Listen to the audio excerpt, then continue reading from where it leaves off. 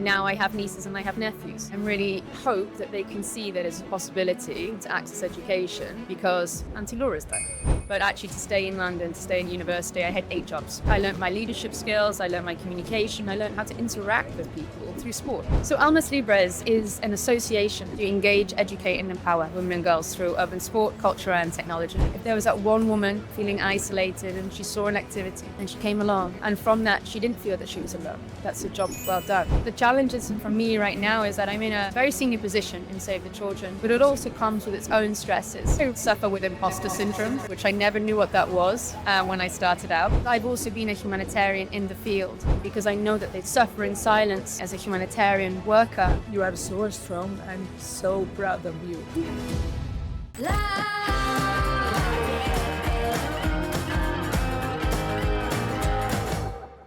Estás entrando en Rivela, universo TPG, mujeres que rompen barreras y cambian el mundo. La invitada de hoy diseña las políticas que protegen a quienes salvan vidas, cuida el bienestar de 27.000 personas en 116 países y ha unido a más de 6.500 mujeres que rompen techos de cristal a través del deporte. Y todo eso tras coordinar misiones médicas en zonas de conflicto armado, poniendo siempre la salud mental de los humanitarios en el centro. Es una entrevista súper especial, pero ahora a ladrar. Woof, woof. Welcome, Laura Jones. I'm super happy to have you here. I mean, you are the Global Head of Health and Well-being. You got it right. This is the first time. The first time. I mean, I tried like 4 times before, okay? Or more. Or more. Really, but 4 here. 10 at home and then 10 yesterday. Exactly. Thank you for coming. I mean, this interview means a lot for me because you are surrounded by amazing doctors like you. So the main question for me will be, what do you do? I mean, what is your job about? Because it sounds like something cool, but super unknown. Yeah, I have this a lot actually from a lot of people, so you're not the first and I'm sure you won't be the last. As you said, my title is Global Head of Health and Wellbeing, really broad for anybody in any way, shape or form. So currently I work with Save the Children to lead their implementation for health and wellbeing across the organization. What that exactly means is that I manage the health and wellbeing of our staff of Save the Children. So Save the Children currently has 27,000 staff across 116 countries. 27,000. Yeah, that does not include our volunteers. Okay, now right now I'm imagining you like doing like with a lot of people. I need some kind of measurement. I mean, definitely you are not the one who's in touch with them. I guess you are working with the policies and so on. So can you give us an example? So I do work with policy. So I am one of the people that contribute to the policy making side of that, and then also the implementation. So I work with an incredible team who actually make me look good. So I work with a team of 300. So I manage 300 individuals across 5 regions. So Asia Pacific, Middle East, Latin America, Western Central Africa, and Eastern Southern Africa. So I directly manage 5 regional directors who then manage our country directors who then manage our field office. So it's quite a staged approach, let's say. But a huge team effort to actually make all of this possible. I'm sure, but you're being humble. And I also work with an incredible team. So I work cross-functionally. So whilst I'm working within the health and wellbeing space, I also work with our global safety and security team, our human resources team, our safeguarding team, because staff health and wellbeing is a cross-cutting component. So I actually help to manage and coordinate the medical evacuations if one of our staff members is sick. So I link with our medical insurance providers to help to coordinate this. I also work with our safety and security team if people need to be moved from a country. I also work with our humanitarian teams. We have 2 internally, so Global Humanitarian Search Platform and Emergency Health Unit. And so even before they're going overseas, I'm helping to prepare them. So for me, it's really key to prepare our staff. So anything that they see in the field, and a huge part of my role is well-being. And if we're able to prepare our staff adequately for what they're going to see, feel, and hear, then for me, it's already half the job done. How is that possible to get that job? I don't know some of the time how I have this job. I feel incredibly fortunate to work for an organization that really aligns with my own personal values. And I'm not really a conformist. I think you might know me. I'm a typical nonconformist in every single way. So my background, I started off in a medical capacity, working in London hospitals in trauma and critical care. And then I was curious. I was curious about, okay, so I'm working in trauma and critical care, but what happens when they come through the door? So I moved into accident and emergency. And then from accident and emergency, I was like, okay, but what happens even before this? So then I started working pre-hospitally as well. So I then became medical director at Wembley Stadium, doing events outside. And also, I love sports. So I'm a qualified rock climber, and I tried to also merge this somehow. And all of this was snowballing a little bit because I had my fingers in too many pies, and I thought to myself, okay, what is the best next step? But I've always wanted to go into the humanitarian field. It just seemed out of reach. One of the challenges for most humanitarians is you need to have experience to then be deployed overseas. And nobody was giving me experience. And it was the time of the Ebola crisis. Ebola. Okay. So I worked on projects with Ebola as well. So as well as kind of a trauma background, I have infectious disease as well. So again, it just keeps on opening up a little bit, but yeah. No words. I mean, I'm discovering a lot. But to answer your question, how? I just made a decision. I was really lucky that I got an opportunity to go and live in Nepal to work with leprosy affected patients. And it was around about the 2015 earthquake as well. So my job suddenly switched from working with infectious disease and leprosy affected patients in Nepal to disaster risk reduction. And so with this, I was able to use my trauma background as well and emergency medicine. So it was, I think at this point was really pivotal in my career, actually. Initially, I thought I wasn't made to be a humanitarian. I was really sick when I went on a deployment. I got really unwell. I was like, oh my God, I don't think I'm cut out to be a humanitarian. I got super sick. I got amoebic dysentery. I was really lucky that I had the toilet and the sink close to each other because I was really sick. And I had worked most of my career for this, back to back in London. And it was really challenging, actually, to suddenly think, wow, maybe all of this hard work, all of the academic side, all of the hours, maybe this is not cut out for me. But actually, I came back from that deployment and then I went straight on another one. And then I spent probably 8 years of my career back-to-back deployments, or working with various NGOs in various capacities. So working initially in Nepal, then Bangladesh, Rohingya crisis, Malawi, Uganda, Tanzania, Ecuador and Amazon.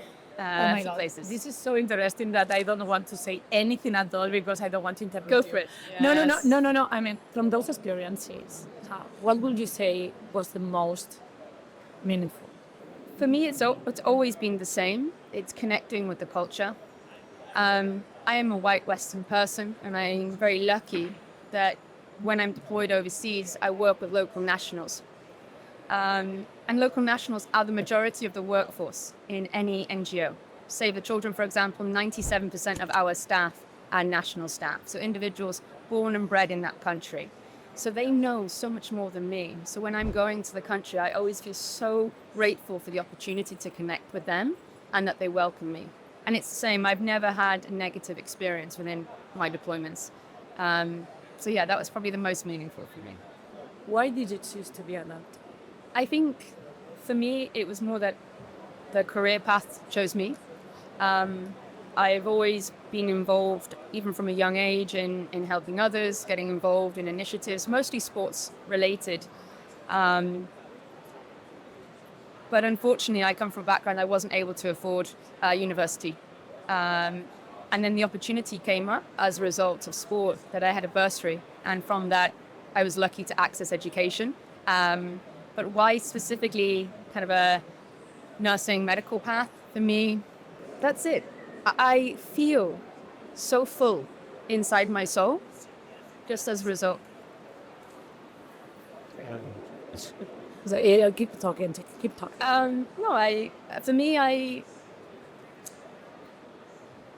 I'm really lucky to be given the opportunity to help others, not the other way around. Well, the other way around is also... I think there's something so beautiful when somebody's unwell that they allow you in maybe their last days to bathe them, to support them, to be present with them. Sometimes, of course, it's not a choice. And that's such a privilege in those final days that I think that there isn't a feeling to describe that. There isn't a transaction. There isn't a KPI that we have to achieve. It's just one human connection to another. And the impact of that, I think, is so lasting, or it has been for me anyway, that I don't think there's any better job to have than to help others or to be in a medical capacity. So That's vocational, definitely. And it seems that you find yourself. You found your purpose. I think so. What happened during your teenage? I mean, you get to university because of sports. Tell us more about that. So I grew up in a disadvantaged household. So my mother and my father, they earn very little. So I have two brothers as well that, again, never had the opportunity to go or access education. And I think the power of education is so important that it has changed my life. It's changed my social status completely. And it's given me the lifestyle that I have. I'm here sat with you, another beautiful soul, and we're connecting. I'm in this amazing building, connecting with so many people who have so many truly incredible stories as to why they brought their own products to this particular point. For me, I'm just one of many with a story. I don't think I'm any different. But your story is beautiful, so I'm gonna ask you, please tell that to the audience. My story is that I was quite good at playing football. Quite good. Quite good. Not so much anymore. My age has taken effect. I'm 35 years old and everything goes downhill, I think. I've had a couple of knee surgeries at 35. You were professional. I mean, not quite good. Well, I was quite good. I played very well and I was very lucky. Also with athletics as well.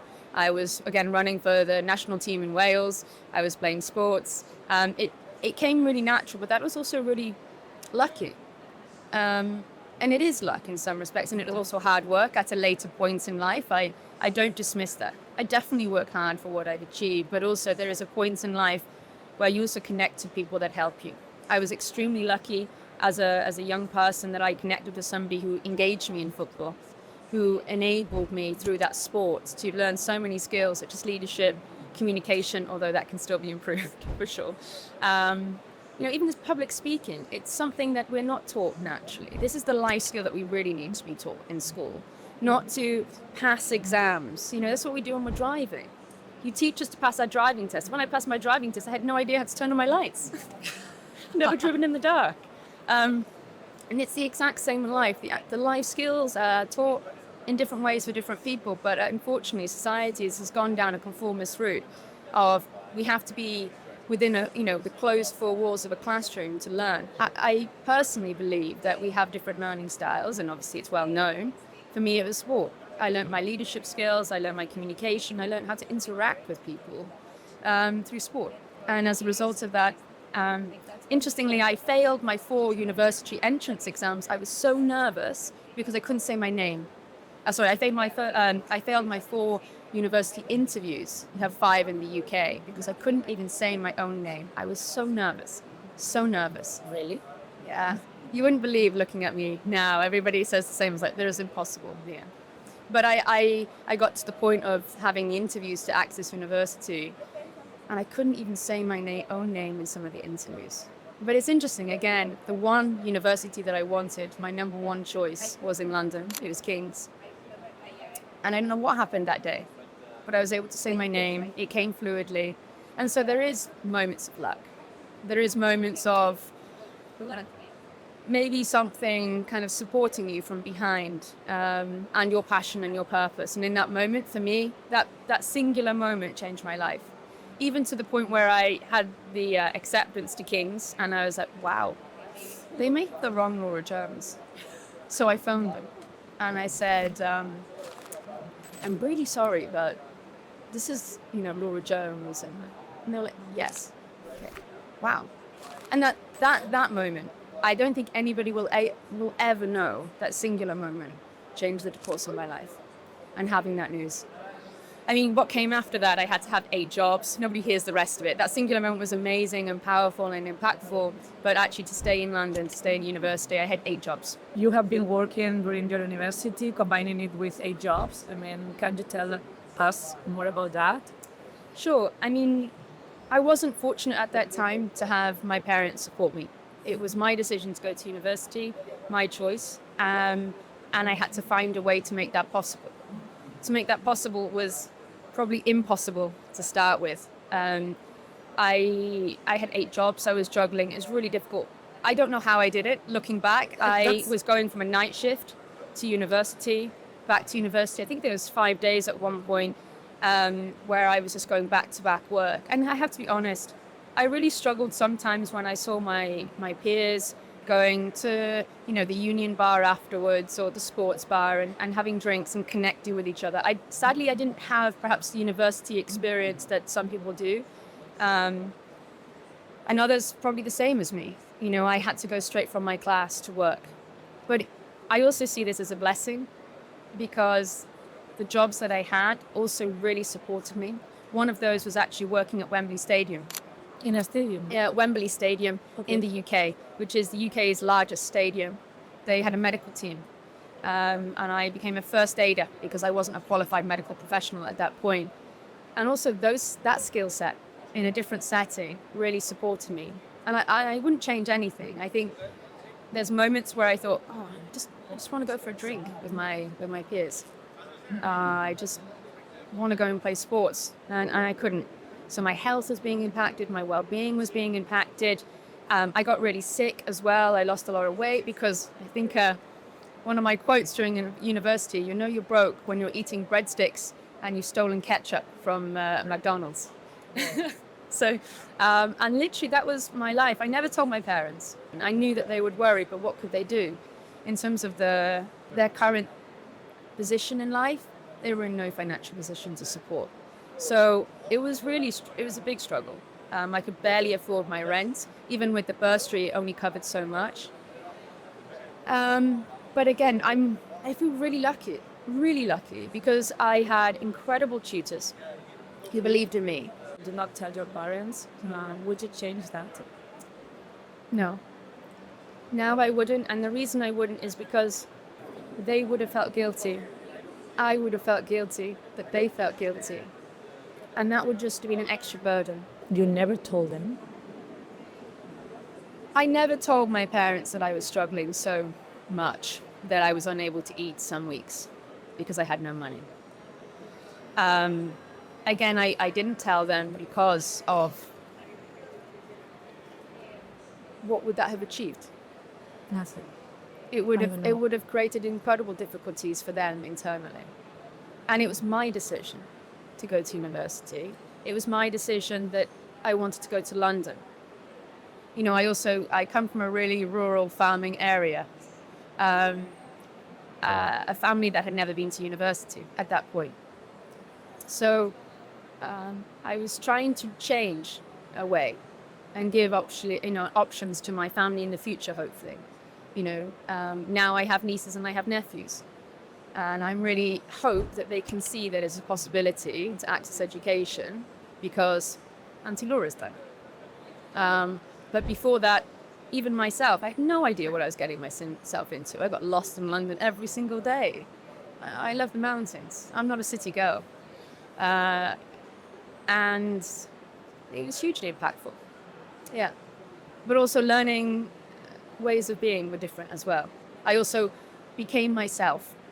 I think I come from a really small village in the middle of nowhere. And London opened my eyes to also helping me grow in terms of education, my academia, but personally as well. Well, a lot of... You okay? Thank you for sharing.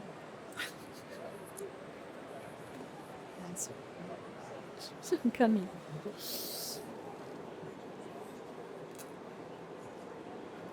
That's it.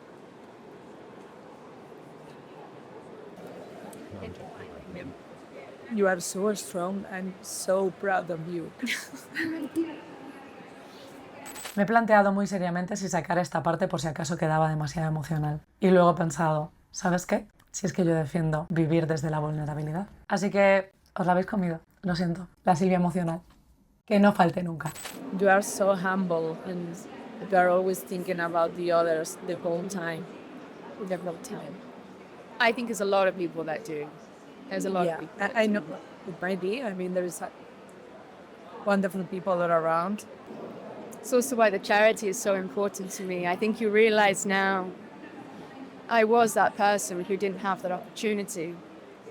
And I think that this is because of you now. Sorry. It's because of you. I don't know the impact that I can have. I'd like to think that I do in everything that I do. The smile that I give you on a day when you're walking down the street to somebody and that person could be having the worst day of their life.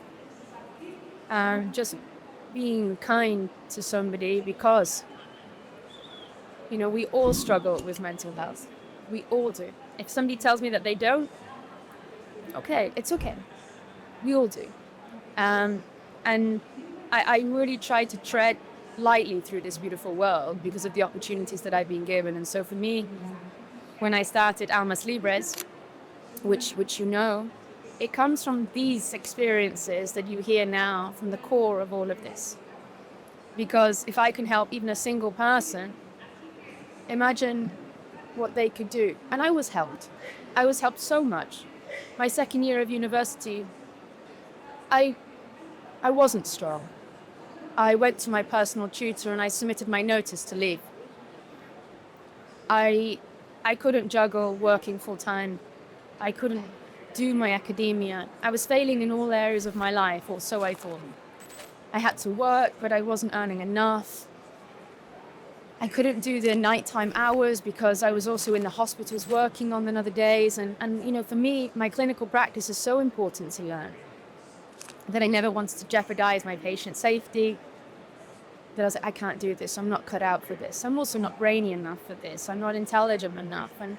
And I submitted my notice to my personal tutor and I said, I gotta go. This is another person in my life that I'm incredibly grateful for. And her name's Annie Hone. And she, there and then, tore up my notice and told me to go and take 2-week holidays somewhere. Or just 2 weeks off university. I think one of the skills that I hadn't learned is taking a step back to be able to take a step forward. And so I took 2 weeks off and I slept. Do you recognize yourself having a burnout in that situation? Yes, and I didn't realize what burnout was. And this is also why I'm so passionate about mental health, not just from my own experiences of probably the stresses. And even now, I cannot even imagine the stresses placed on young people. I think it's even more than in my day, even though I'm not that old, it's still in my day. Even high school, the pressures of social media, the things that we experience to be, even as a woman, to be perfect, and to have a certain style and a way of being if we're from a particular culture, or are we too fat, are we too thin? I cannot play sports because, ourselves become self-conscious of when we start to develop as women. That's education. That is what we should be teaching. That's how we should be going into schools and educating young women. Getting them into sports more and utilizing certain areas where actually it's fine.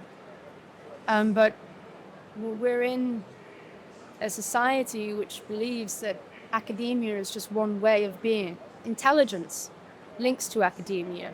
And for me, not at all. My mother is one of the most intelligent women that I've ever met. You give her a task, she gets it done. She has taught herself how to sew. She's a landscape gardener. She has no qualifications. She lives below the breadline. But she thinks very differently and has a different approach to life. And I learned so much from observing her. But she is actually partly illiterate. I write her CVs now.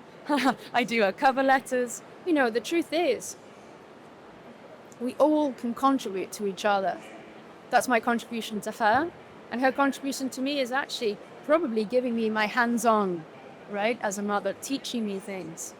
Tell us more about Almas Libres, because you said the charity and you said the name. Yeah. You didn't explain what you are doing right now, because you have your day job in Save the Children and your dream job. Yes. Well, I currently have my dream job as well with Save the Children. Again, I'm fortunate to work for them and to work alongside some truly amazing humanitarians. Well, actually, you have two dreams job, and the two problem dream right jobs. now is to be able to do both. To do both. So Almas Libres, I started Almas Libres when I moved to Barcelona 2 years ago. And it is an association to engage, educate, and empower women and girls through urban sport, culture, and technology. It comes about from my own personal experiences, which I've shared through the interview.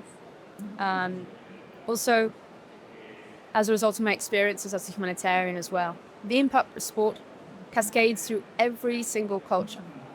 When I lived in Tanzania, I used to play football with the children. And all you have to do is place a football in the middle of a playground. Everybody knows what to do with it. But then also, how can you utilize sport for educational purposes? So then I used to use a red football to teach about HIV and AIDS and how HIV and AIDS can be spread through through passing. And actually, we also don't understand that sports is an incredibly impactful tool in terms of health education as well, and also well-being.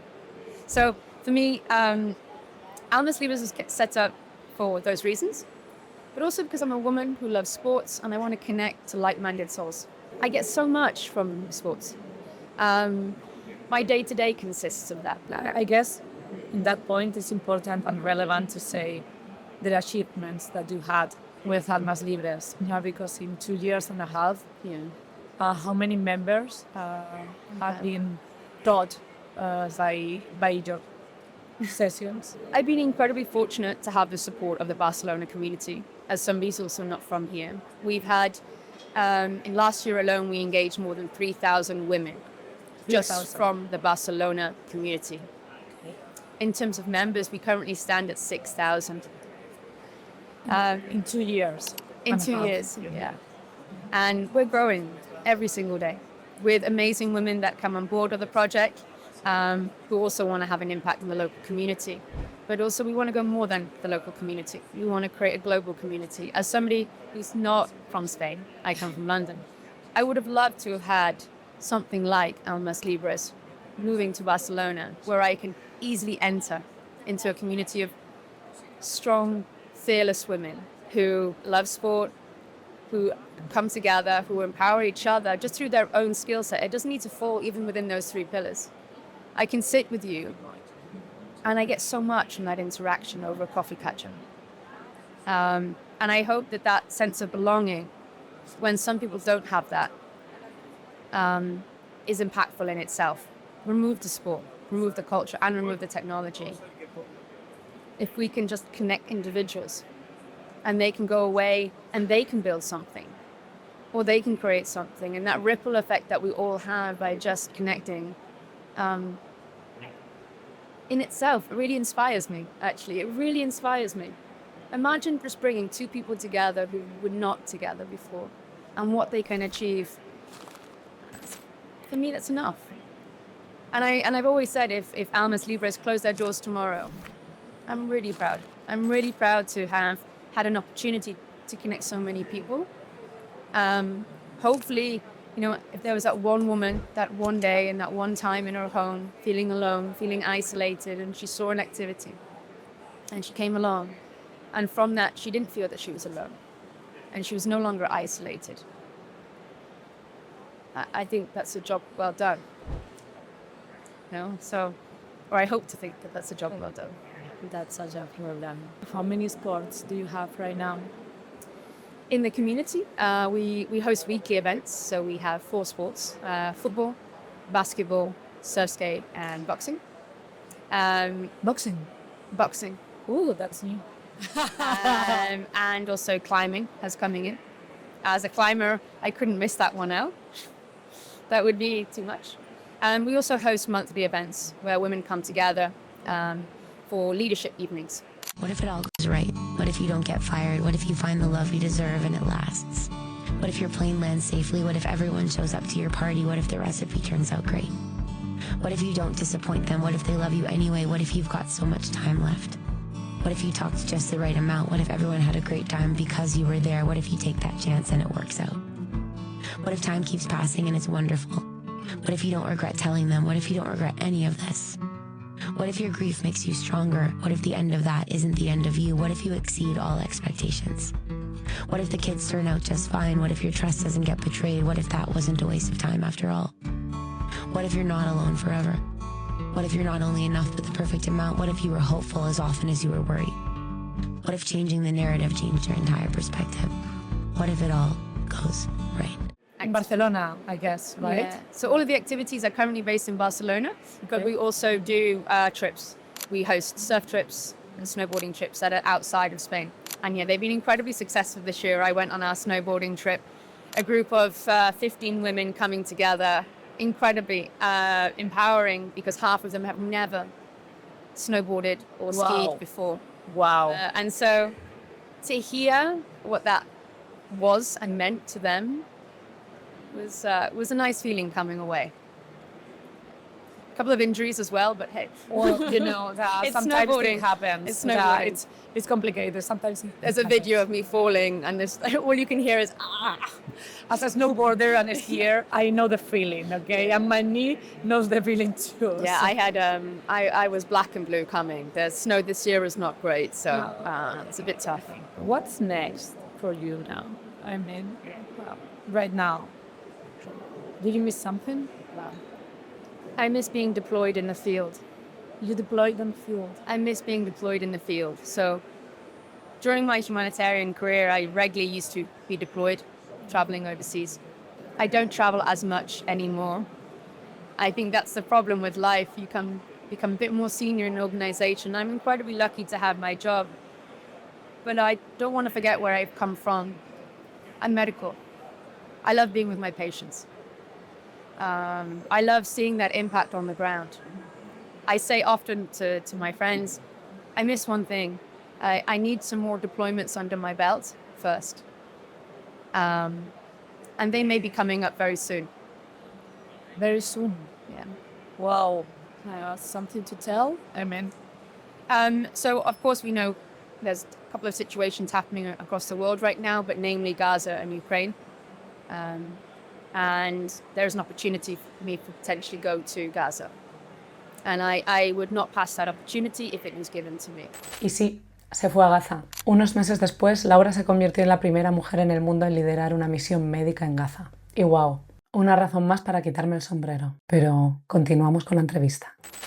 That is something that I miss. That is something that I want to get back into.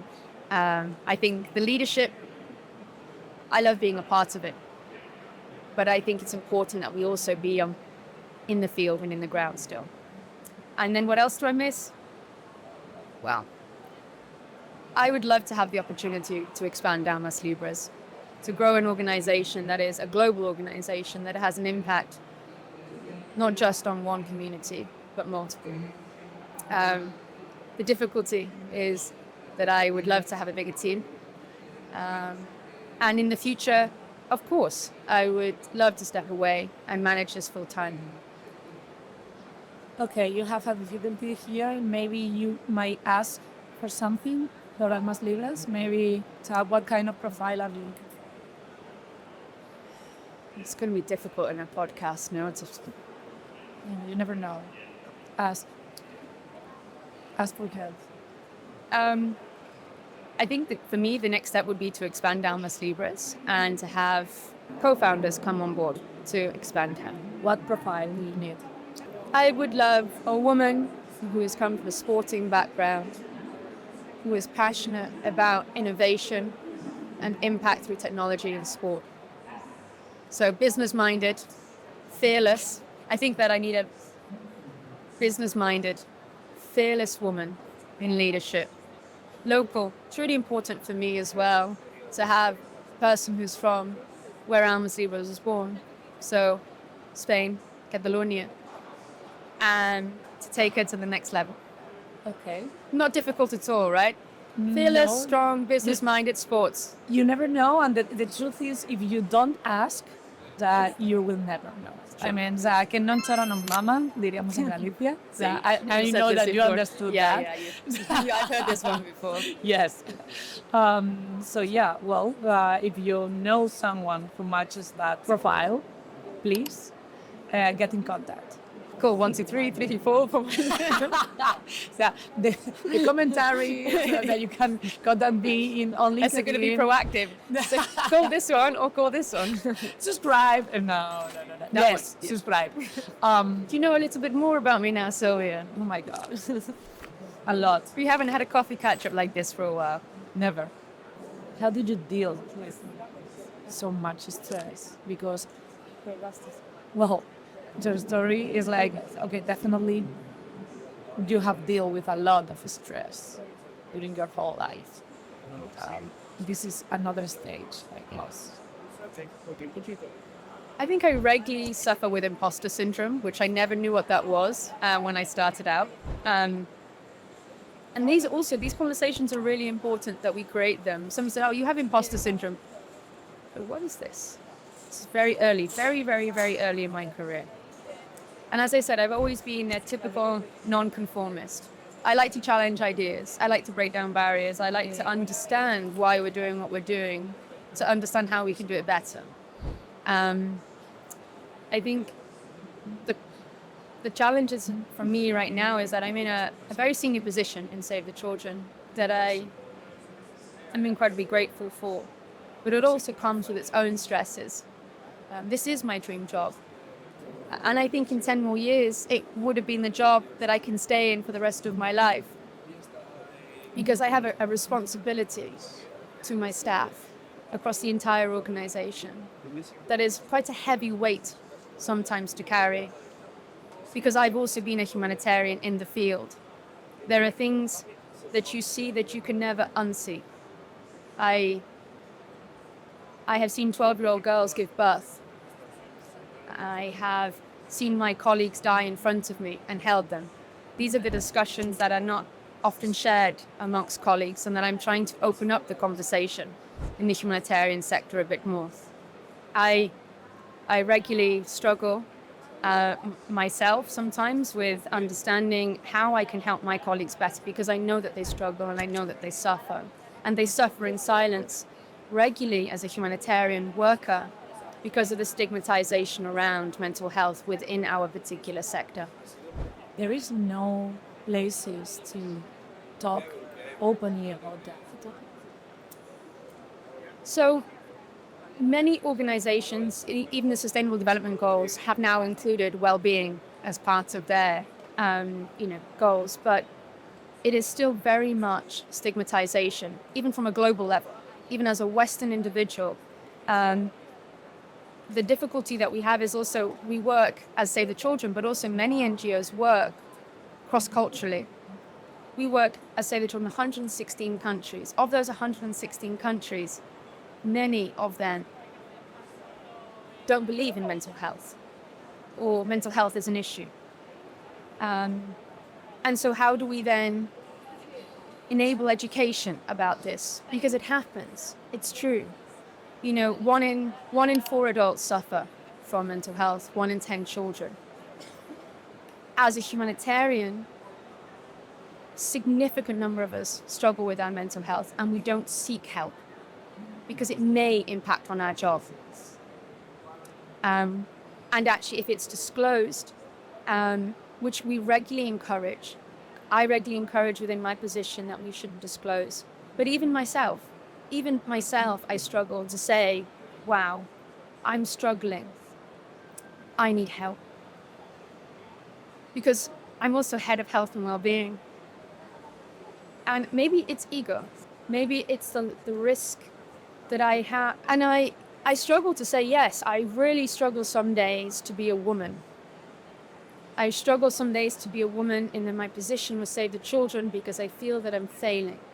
Because I see the struggles of so many of my colleagues and what can I be doing more in my role with my peers to better support them. We have the situation, of Gaza right now in Ukraine, but let's not forget there are many other humanitarian crises that happen across the world. There are 18 million people that are displaced from their homes due to war, due to conflict. A significant number of those are women and girls, who are also used as weapons of war sometimes in themselves due to violence on them. You know, it's not just my colleagues that I want to support, but also who we are supporting on the ground. So it's a challenge. And how do I manage my stress? I'm regularly asked this actually on all of, I teach. And how do you manage with what you've seen? I share more openly on my humanitarian courses the things that I've seen because I'm surrounded by medical professionals who may be able to absorb that information a bit more. And it's very difficult. And I say I don't most of the time. But the way that I try to is through sport. I use sport as my own tool to help my own health and well-being. And it regularly helps. I rollerblade, I skateboard, I snowboard, I climb. And every weekend there's some adventure to be had in some mountain or in the sea or on the snow. So yeah, that's my way of escape, I guess, and managing stress. Find your own way. Mensaje para la tecnocomunidad. Debido a un problema técnico durante la grabación, tuvimos que terminar esta entrevista online. Disculpad. We still miss 2 questions. First one, what would you ask to the future you? Oh, that's such a great question. I think that I would ask if I stayed true to what really mattered most, because I think there's a lot of noise in the world and it's quite easy to get pulled into validation or numbers or trends or really, I guess, the pressure to fit in. But instead of conforming, I really would value as celebrating what made us different or what makes us different, perhaps. I don't know, I really hope that I just kept on creating from a place of purpose, mostly, or honesty, maybe staying kind, or curious or brave enough, rather than kind of growing away from our roots.